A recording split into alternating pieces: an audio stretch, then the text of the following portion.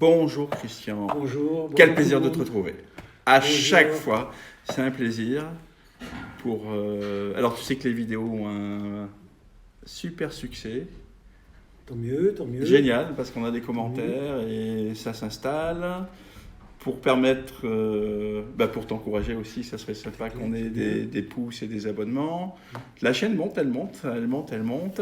C'est vrai que tu as une manière de raconter ces histoires telles que on aurait aimé l'entendre, pas forcément de manière intellectuelle, mais de manière plus, je veux dire, authentique, Comme une tu vois. histoire, Comme une histoire. Comme une histoire, cette histoire qui a tellement... Parce que ça a influencé tout notre art occidental, hein, quand même.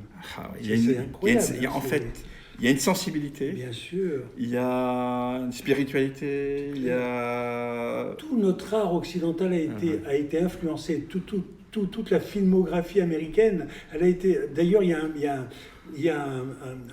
dans l'histoire que je vais vous raconter, à Hollywood, ils ont tourné un film qui s'appelle Les Tentes Rouges. Et je vais vous dire Les Tentes Rouges. Pourquoi Okay. les Tentes Rouges. Alors là, tu nous amènes où? Alors, on est Canaan, c'est ça? Alors nous venons de passer, Jacob avec toute sa famille et toute sa tribu et toute sa richesse. Il ne faut pas oublier que ce sont des nomades, hein, et que leur vraie richesse, elle réside dans les tentes, dans les bijoux, dans les vêtements, mais ils ne sont pas si riches que ça. Ils sont surtout riches d'animaux, de bêtes. Ils ont des bœufs, des moutons, des chèvres, des chameaux. Ils ont beaucoup de chameaux parce que c'est ça qui... on est dans une région désertique. On ne cultivait pas, donc ils ne sont pas encore sédentaires. Hein, ils ne sont pas encore sédentaires, ce sont des nomades. Et ils se déplacent d'abord avec leur croyance aussi, hein, avec la croyance d'Abraham, avec la croyance avec le Dieu unique. Et alors, Jacob va se déplacer, il a déjà rencontré Ésaü, et ils se sont réconciliés. Donc les deux frères se réconcilient. Ils se sont réconciliés. Ésaü part avec toute sa famille, car il a des fils, Ésaü part avec toute sa famille vers Édom, c'est-à-dire qu'ils vont descendre imaginons, dans des terres qui ne sont pas très très fertiles d'ailleurs. Et ces Édoms vont devenir, ce sont les Édomites, ils vont devenir les ennemis du peuple d'Israël. Mais ça, c'est une autre histoire. Donc, Jacob, avec toute sa famille, actuellement, il a encore que 11 enfants, plusieurs filles. Il n'a pas encore eu le dernier... Le dernier va naître bientôt. Il s'appelle Israël, là, à ce moment-là? Ils sont israélites, il s'appelle Israël, puisqu'il a eu le combat avec l'ange, et que l'ange lui a dit, à partir de maintenant, vous serez des Israélites, tu t'appelleras Israël. Et comme lui, c'est le chef de cette grosse tribu, eh bien, ce sont des Israélites. Ils ne sont pas encore hébreux. Ils ne sont pas encore... Alors maintenant, et ils ne sont pas encore juifs. Alors je sais que tu as l'envie, là, de nous parler d'une personne en particulier, qui a une place qui est évoquée sans être vraiment évoquée. C'est la fameuse fille une des filles, mais la fameuse fille de Jacob qui s'appelle Dina. Alors, imaginez qu'ils arrivent dans une campagne qui est florissante, hein, c'est le nord d'Israël. Donc il y a des beaux terrains et tout. Il y a des gens qui sont des Cananéens, qui eux ne sont pas circoncis. Et l'alliance qui s'est faite entre les Israélites et Dieu, c'est la circoncision, la brat mitzvah. C'est ça ce qui... C'est la circoncision. C'est ça qui fait que l'alliance s'est faite. Hein, je vous parlerai de la deuxième alliance qui sera c'est l'alliance chrétienne. Mais là, pour l'instant, la première alliance, c'est l'alliance avec Dieu. On circoncis pour les hommes. Hein. Pour les hommes. On circoncis les petits garçons à 7 jours, 8 jours, le 8e jour. On le circoncis et l'alliance avec Dieu est faite. Jacob, alors il n'écoute pas l'Éternel. L'Éternel lui dit va vers Bethel. Et lui non, il s'arrête dans un pays qui s'appelle Sichem. Et là, dans ce pays qui s'appelle Sichem, pour la première fois, il achète un terrain. Il va acheter une terre. Et ils vont s'installer là. Il s'installe avec ses 11 fils, ses 4 femmes, deux Rachel et Léa, et Bila et Zippa. Ils s'installent là avec leurs enfants et ils commencent à vivre une vie relativement heureuse. Malgré qu'ils soient nomades, ils s'installent là, puis c'est l'abondance, la campagne est belle, il y a de l'eau, c'est accueillant. C'est accueillant, ils sont accueillis. Alors qu'est-ce qui se passe ? La fille, une de ses filles, Dina, qui est une adolescente magnifique, elle est très belle. Évidemment, elle est très belle et elle est intéressée par toute cette jeunesse qui l'entoure, qui eux ne sont pas des Israélites. Elle va les fréquenter, ce sont des Cananéennes et des Cananéens.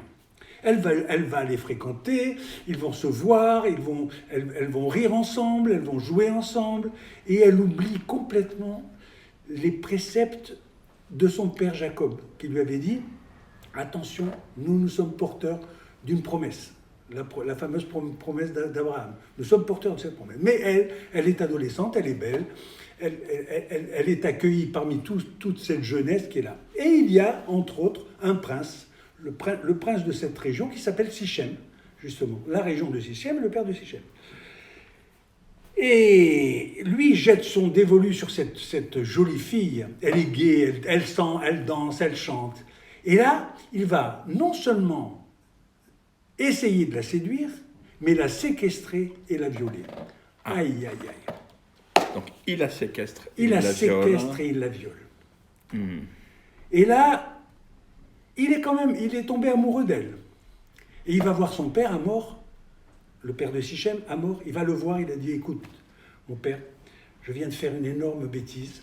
J'ai violé une femme que j'aurais pu aimer et je ne sais pas comment ça va se passer. Amor lui dit, écoute, ça a l'air d'être des gens fantastiques, ces Israélites. On va aller les voir, on va leur expliquer. Et mieux, je vais proposer une richesse, une réparation qui sera évaluée par les Israélites eux-mêmes. On leur donnera ce qu'ils veulent. Pour réparer. On va garder ces gens-là.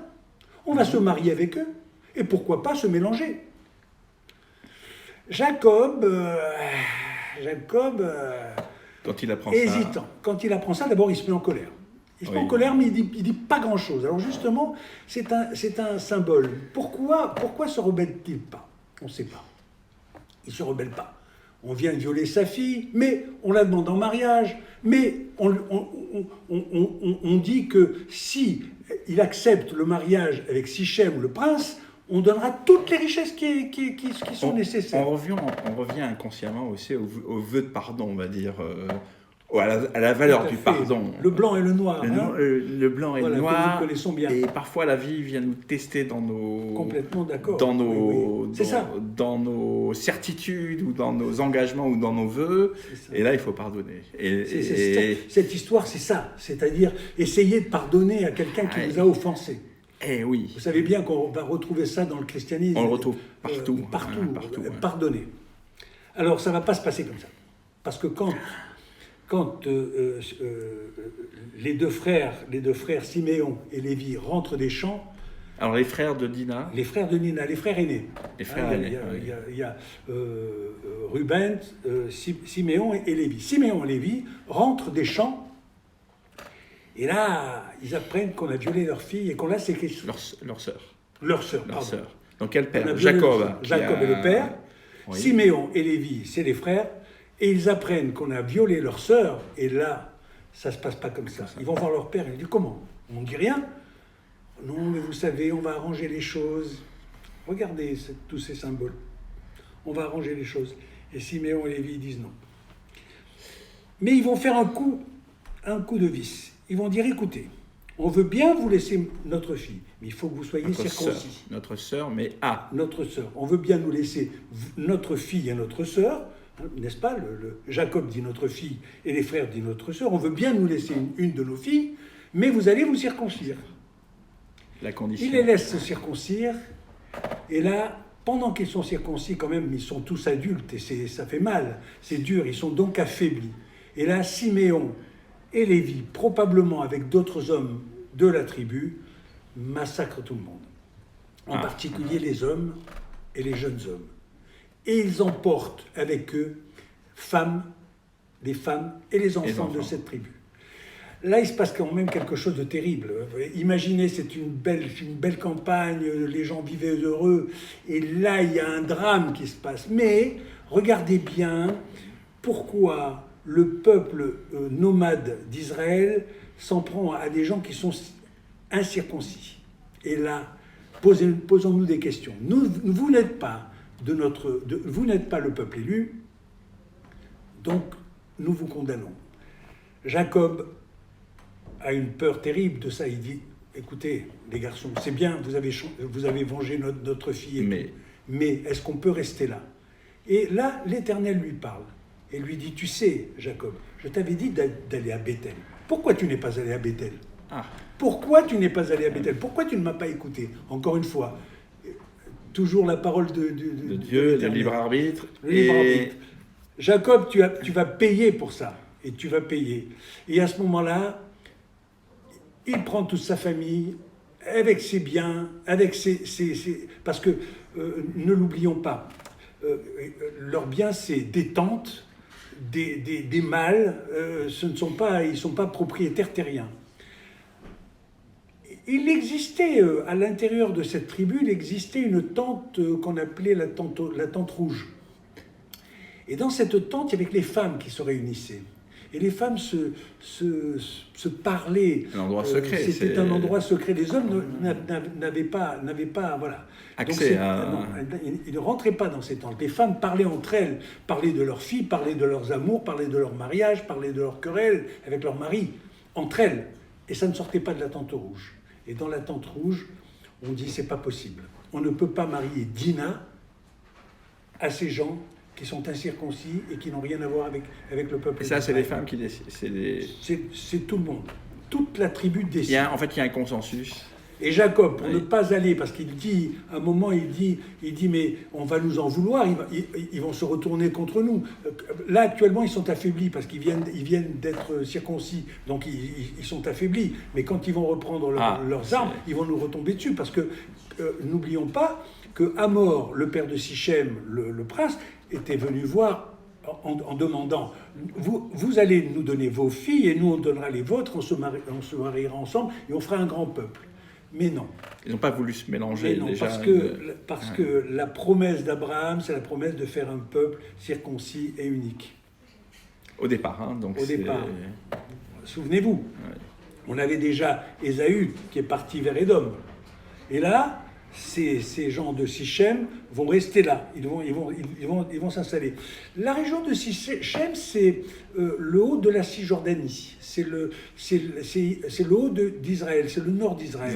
Donc ce sont des montagnes, il y a des prés, il y a des champs, et c'est la richesse. Et lui, Jacob, avec toute sa tribu, va s'installer vers Sichem. Donc il est obligé de replier bagages.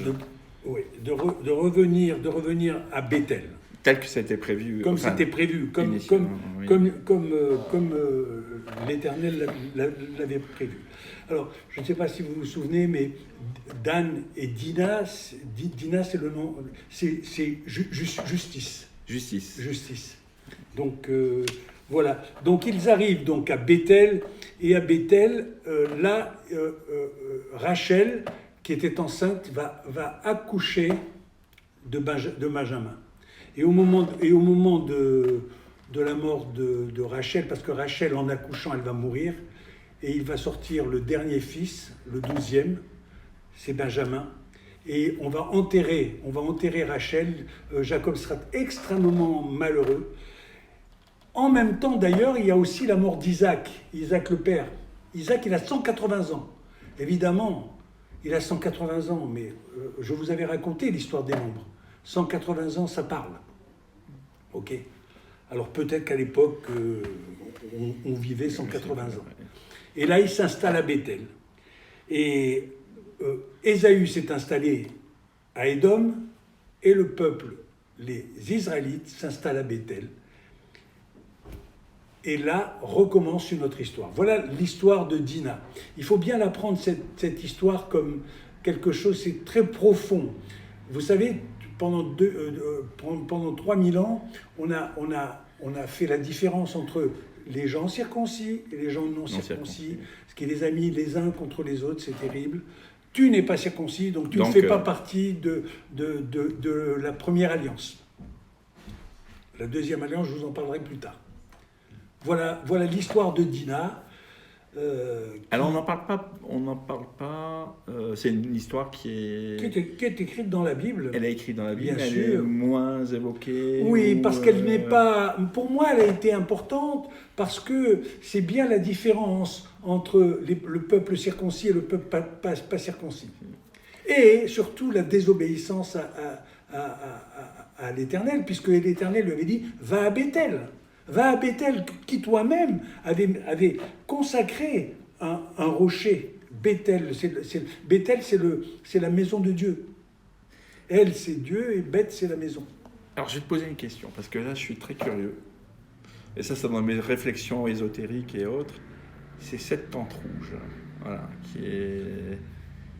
Alors, c'est du féminin. C'est la maison du secret. La maison du secret. Et alors, ça m'intrigue. Enfin, ça m'intrigue. Ils avaient d'autres endroits comme ça, un peu, on va dire sacrés, parce que l'homme a besoin de sacré. Tout à fait. On a besoin de sacré, même dans le désert. Dans le désert, on a besoin de poser, Oui. de prier, d'endroits pour prier, d'endroits pour créer des rituels. Oui. Ou dans des endroits pour faire circuler la parole et le... Et alors, la parole secrète, des fois. La parole secrète, oui. Et là, c'est... est-ce qu'il y avait d'autres à part tu vois, on parle d'une tente rouge. Dans le rouge, ça évoque beaucoup de choses dans la couleur. La couleur. Et est-ce qu'il y avait d'autres, à ta connaissance, d'autres endroits comme ça, où ce genre de lieu un peu sacré Bien sûr. Alors, comment ça... En fait, alors, à l'époque, il n'y avait pas encore il y avait que des hôtels seulement, il n'y avait pas de temple encore. Oui. C'est-à-dire, comme ils étaient nomades, ils consacraient un hôtel. En général, c'était un hôtel de pierre. On le faisait comme ça. On le matérialisait. On faisait couler de l'huile pour sanctifier. Ouais. Mais il y avait des endroits où on discutait énormément, c'était les points d'eau. Autour des points d'eau, les gens se rassemblaient, c'était là qu'on rencontrait les femmes, c'était là qu'on rencontrait les amis, c'était là qu'on rencontrait même les ennemis. On se battait pour les points d'eau, parce qu'il faut bien comprendre, c'était encore, je ne dirai jamais, ce sont des nomades, et leur seule richesse, c'est les bêtes. C'est les bêtes. C'est pour ça qu'on protège les bêtes. Dans une autre vidéo, j'ai parlé de la fête de Soukhot. Pour Jacob, à un moment, il protège ses bêtes sous des cabanes de bois. Mais plus tard, je vous raconterai, la fête de Soukhot a deux sens. Jacob, puisque nous sommes encore dans l'histoire de Jacob, mais ensuite, à la sortie d'Égypte, ils monteront des cabanes dans lesquelles ils vont s'abriter et ils vont voir le ciel, parce qu'il ne pleut jamais là-bas, mais ils s'abritent sous des cabanes et ça fera aussi partie de la fête de Soukhot, pour les puristes, je raconte. Voilà. Ça, c'est la fête de Soukhot, une fête juive qu'on appelle la fête des cabanes.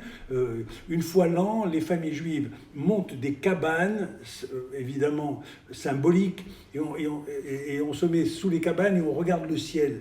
Et voilà, on regarde le ciel à travers les cabanes. Ça s'appelle la fête de Soukhot. Je voulais faire ce petit récapitulatif parce que j'avais parlé des cabanes de Soukhot de Jacob. Voilà. Et tout ça, vous avez remarqué aussi que quand on sacrifie le bouc émissaire, on le sacrifie, Abraham va sacrifier Isaac, mais par contre, le bouc émissaire, après, quand on est dans le temple, on prend deux boucs que je vous ai racontés dans d'autres... Donc, vous voyez qu'il y a plusieurs sens. Voilà. Je vous raconte ça d'une façon très simple et j'enlève toutes les scories qu'il y a autour pour ne pas... voilà. Alors, pour aller au-delà... c'est une société patriarcale ou matriarcale? Ou c'est ce qui me fait alors je réfléchis de manière très spontanée. Jacob, qui est on va dire le père de la lignée, et dans la suite de la lignée, le chef de tribu. Il y a une infraction, on va dire, ou une agression avec une demande de pardon et de réparation.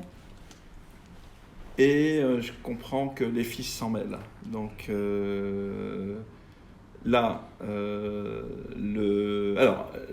on vient à la parole du père et des frères. Alors, tu vois, dans la relation qui décide, on s'aperçoit, en fait, ça me fait vraiment, ça m'interpelle parce que le père n'a pas une parole, il aurait pu être péremptoire et dire, voilà, j'ai le pardon, il y a le pardon.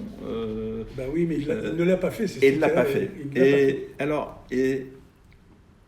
Alors, est-ce que les hommes, comment ça fonctionnait à cette époque dans la structure de décision? Est-ce que quand il y avait des infractions, une manière de rendre justice comment ça se passait? Parce que je comprends qu'il y a les femmes dans la partie très féminine et les parties sacrées et secrètes, et puis il y a le monde des hommes qui peuvent être amenés à prendre d'autres décisions. Tu sais comment ça se passait à l'époque? Voilà, ça m'intéresse. Alors, moi, c'est une idée personnelle. Moi, je pense que cet état de fait, c'est une lignée matriarcale. C'est matriarcal. Ça veut dire que les femmes ont énormément d'importance. Alors, elles n'ont pas la décision. Mais sans elles, rien ne se fait. Sans elles, rien ne se fait. Sans elles, rien ne se fait. C'est pour ça que la tente rouge, c'est important. Parce qu'il se passe des choses dans cette tente rouge. Elles influencent leur mari. D'ailleurs, le nom des enfants de Jacob, c'est les femmes qui donnent le nom. Le nom des... Bien sûr, c'est les femmes. C'est les femmes qui donnent le nom, puisque, rappelez-vous, ils ont tous un nom qui leur donne le sentiment de la mère. De plus, on est israélite que par la mère. Le père, il a un rôle. Alors le père, il a un rôle surtout d'organisateur, de porteur de la parole de l'Éternel. Mais la maman, elle s'occupe de tout. De toute la partie. C'est pour ça que j'ai voulu insister sur cette tente rouge, parce qu'à l'intérieur de cette tente rouge, les femmes ont beaucoup de pouvoir. Un pouvoir de décision. Un pouvoir de décision qu'elles vont diffuser à l'oreille. Alors pour moi, et ça n'engage que moi-même, toute l'hébraïté est matriarcale. C'est les femmes qui apportent la vie, c'est les femmes qui forment la tribu. Les hommes ne sont que des organisateurs et des porteurs, surtout des porteurs. C'est pour ça que par la suite, ils vont être les désignés à l'étude de la Torah. Pas les femmes. Les femmes sont désignées à créer une famille, à faire des enfants et à éduquer les enfants. Et les hommes vont étudier la Torah. Je pense que ça vient de là. Mais c'est une opinion tout à fait personnelle. Évidemment, je laisse libre arbitre à tout le monde et peut-être une contradiction, pourquoi pas. Ça me fait penser à ce très beau film que tu as dû voir avec Barbara Streisand qui s'appelle Yentl. Oui. Où elle est fille de rabbin et elle s'immisce. C'est clair. Elle se déguise et puis elle va étudier et puis elle devient elle-même.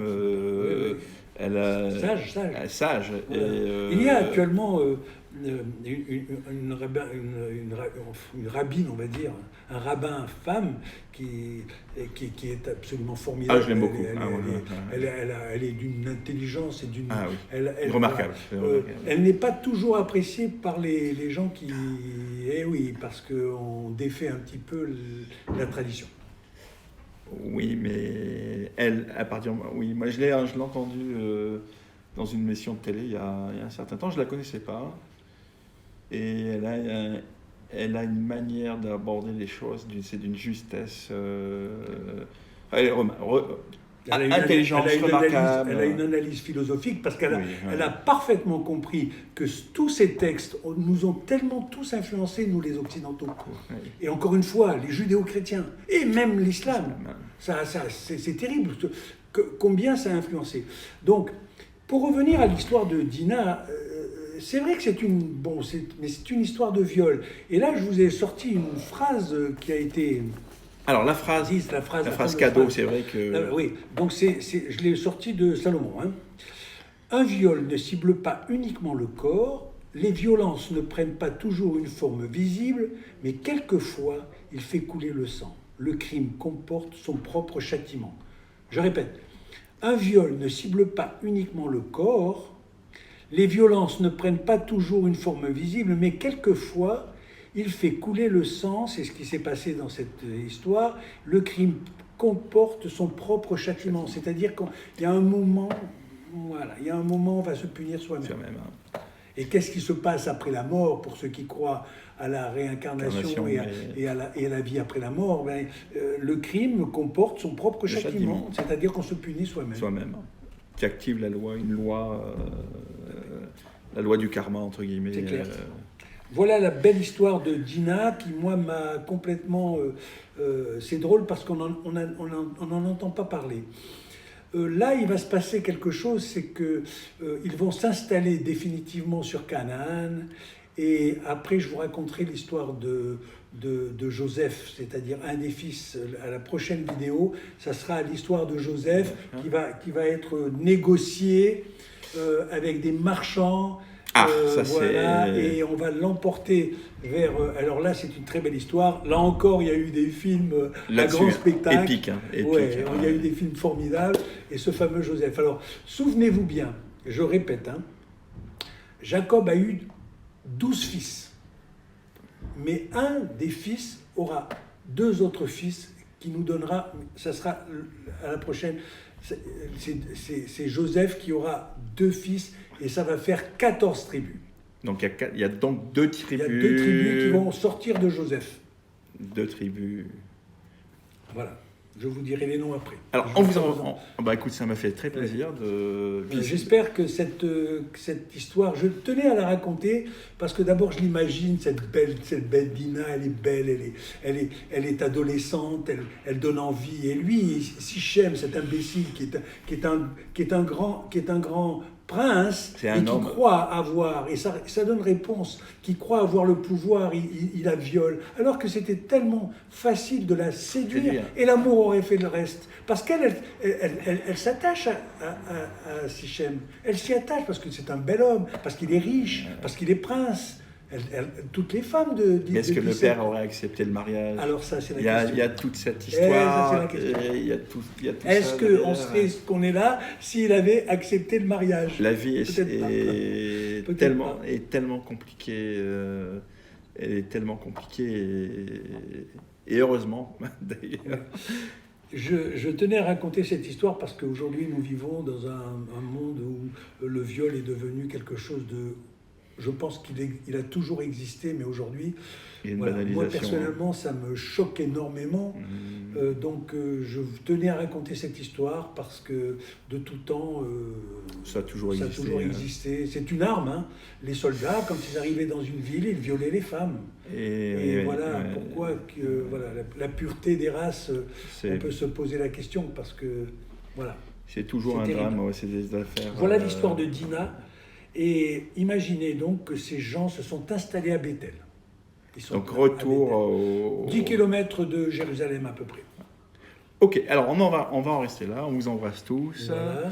Et puis si vous avez... pas d'autres questions à me poser? Non, pour l'instant. Ça te paraît clair? Ça va infuser, moi je suis encore dans la tente rouge là. Ouais, la tente rouge, très important. Je tenais à en parler de cette tente rouge. On n'en parle presque pas. Ça, je trouve que c'est... oui, à découvrir. Tu vois, encore un symbole. Symboliquement. Encore un symbole. Voilà. Pour faire réfléchir, si vous voulez, vous déposez des commentaires pour interagir. Il y a un film d'ailleurs qui s'appelle La Tente Rouge. Ou Les Tentes Rouges.